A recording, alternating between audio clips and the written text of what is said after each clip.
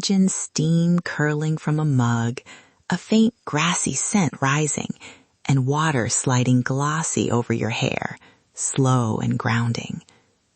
Imagine this. You step out of the shower, towel dry your hair, and notice your part has disappeared, flat, limp. You don't want another heavy product. You want something simple and honest.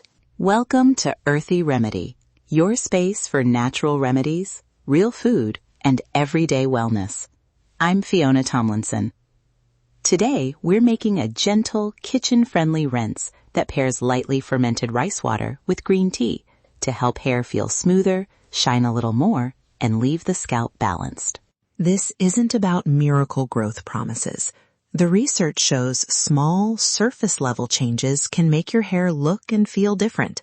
Less frizz, more reflectivity, and a cleaner scalp environment without heavy buildup. First, a quick picture. Mornings when hair won't sit, when roots go flat and the ends puff out. That changes how you move through your day, right? A tiny ritual can shift that feeling. It's practical self-care. Why does this matter beyond vanity? Think about the mornings when your hair just won't behave. It affects your mood. Your scalp is skin, and small things like surface pH and cuticle alignment actually change how light reflects off each strand. The science behind this: slightly acidic finishes help the cuticle lie flatter. More shine, less frizz. A bit of background. Rice water has real cultural roots. Families in parts of Asia have used it for generations. Simple rinses after cooking rice, sometimes with a short fermentation. I remember sitting with my grandmother as she rinsed her hair. She'd hum while pouring from an old enamel jug. It was never about product hype, more like a shared practical moment of care. Picture that hand motion as you make yours. Here's what's actually happening. When rice soaks and ferments a little, friendly microbes produce mild acids that lower pH and release soluble starches and some amino acids into the water. Green tea brings polyphenols, antioxidants, such as EGCG, that give a lightly astringent, clean finish and support the scalp environment. The evidence supports this as a surface effect, not a miracle growth cure, but a useful low buildup option. You might be wondering, won't fermentation smell weird? And that's fair. Light fermentation smells mildly tangy, not foul. If it ever smells sour in an unpleasant way or looks slimy, that's over-fermentation. Discard and start again. We'll keep timing simple so you avoid that. Okay, let's walk through ingredients. I'll read them slowly so you can jot them down. The full recipe will be in the show notes. Ingredients: 1 cup of short or medium grain rice, about 150 grams. 2 cups of filtered water for soaking. 1 cup of brewed green tea, cooled. 1 green tea bag or 1 teaspoon of loose leaves steeped 3 minutes. Optional: 1 teaspoon of apple cider vinegar for a tangier finish. For color-treated hair, white rice tends to be simpler to strain. Equipment: a clean small pot, a strainer or fine cloth, a non-reactive jar, glass is best, a funnel if you have one, and a clean spray bottle or pour jug for application. If you only have a jar and a tea bag, that's enough, honestly. Step 1. Rinse 1 cup of rice under cool water until it runs mostly clear. This removes loose starch and any grit. Then put the rinsed rice in your jar and add 2 cups of filtered water. Cover and give it a gentle swirl. Step 2.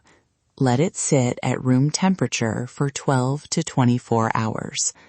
Warmer kitchens, aim for about 12 hours. Cooler rooms, 18 to 24. You'll see the water get a little cloudy and a light tang appear. That's normal. If it smells unpleasantly sour or looks slimy, toss it. Step 3. After your fermentation window, strain the liquid into a clean bowl or jar. That's your fermented rice water. It should be slightly cloudy, not slimy, and smell mildly tangy, pleasantly fermented, not foul. Step 4. Brew about 1 cup of green tea and let it cool to room temperature. You want that vegetal green scent. Those polyphenols are doing the work. Combine 1 part green tea with 2 parts rice water.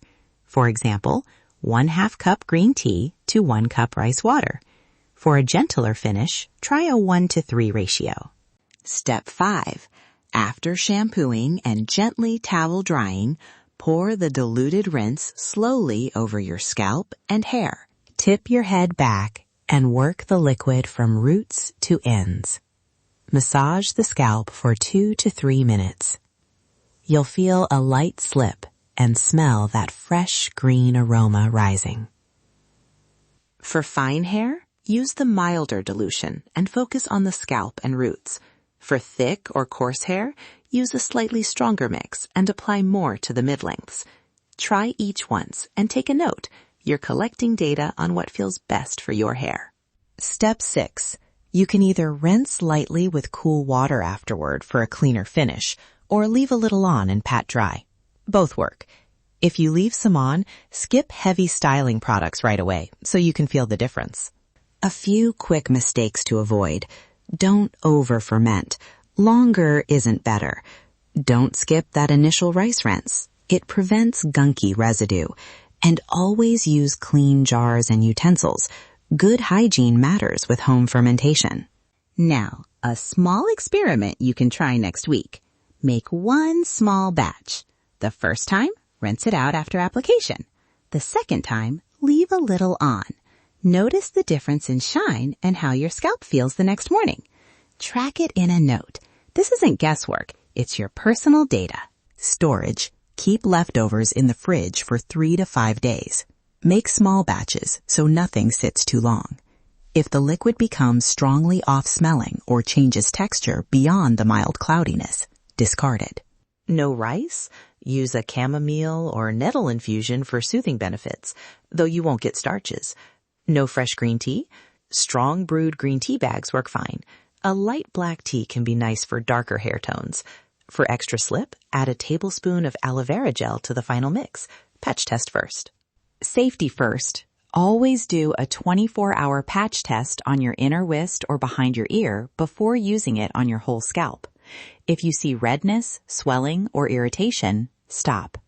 If you have an open wound or signs of infection, or if you're on prescription scalp treatments, check with your clinician before trying new topical routines.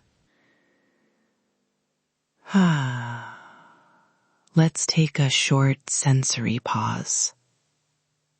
If you have a cup of warm green tea nearby, bring it to your hands. Feel the warmth. Breathe in the leafy, slightly sweet scent. This attention is part of the ritual. Pausing changes how you notice results. A quick note on expectations. The benefits are often subtle. More shine, improved slip, a calmer scalp, not overnight miracles. The evidence evolves, and what people often notice is how their hair behaves with less buildup and a gentler finish. If you're pregnant or breastfeeding and have specific concerns about topical routines, it's fine to check in with your healthcare provider. This ritual is cosmetic and intended to be low risk. But if anything feels off, stop and consult. Before we close, a little encouragement. Small, repeatable rituals add up. Try this once this week. Make a modest jar, time the fermentation, and notice. You might find one small change transforms your routine more than a shelf full of products ever did. We'd love to hear how it went. Send us a voice message, tag @EarthyRemedy on Instagram, or email hello@earthyremedypodcast.com with your version or tweaks. The research shows we learn a lot from shared experiments like these. If this episode felt useful, please subscribe to Earthy Remedy so you don't miss future recipes and rituals. Share it with a friend who likes slow, kitchen-based beauty, someone who wants simple, practical care. Thank you for spending this time with me. Listen to your body. Trust the earth. Feel the difference. Until next time, take a deep breath, drink some water, and be kind to your scalp. This is Earthy Remedy.